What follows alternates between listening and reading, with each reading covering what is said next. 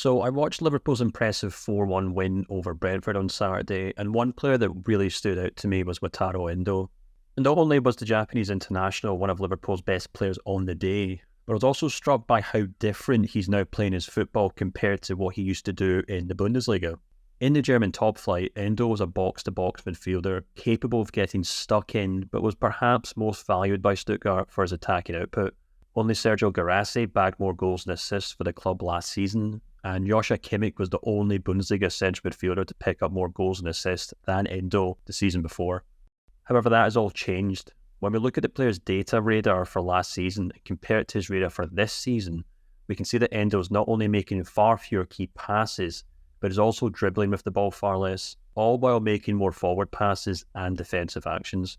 This obviously makes a lot of sense. When Endo joined Liverpool in the summer, he was not only joining a club that had failed to sign Romeo Lavia, but one that also lost at least 3 holding midfielders in Fabinho, Jordan Henderson and James Milner, which in turn has led to Endo being elected as Liverpool's main holding midfielder this season. This is evident to see when we look at the fantastic Liverpool pass maps from Mark Stats on Twitter of Endo's last 4 starts in the Premier League. As we can see in each instance, Enzo in the number 3 shirt is at the base of Liverpool's midfield, more or less playing as a pivot for the team's entire style of play. And more often than not, he's typically sitting in line with Liverpool's defence, providing cover for what has been the second best defensive line in the Premier League this season. However, that's not all Endo does.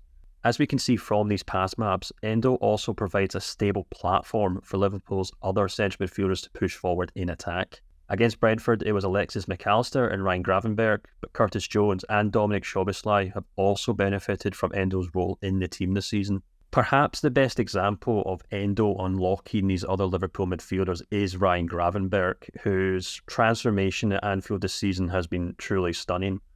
Last season and the season before under Julian Nagelsmann and then Thomas Tuchel, the Dutch international often shoehorned into that number 6 position. But at Anfield this season, thanks to Endo, he's been able to play as a true number 8. And as we can see from his dribbles into the box and touches in the box per 90 minutes this season, he's thriving precisely because Endo is slotting into the role Gravenberch struggled with so much in Munich. So while Endo may not have been Liverpool's biggest signing of the season, or one of the club's most popular players, he has quickly come to be one of his manager's most important players. And in many ways, he's now a crucial cog in this Liverpool machine that are now gunning for the Premier League title in Jürgen Klopp's final season at the club.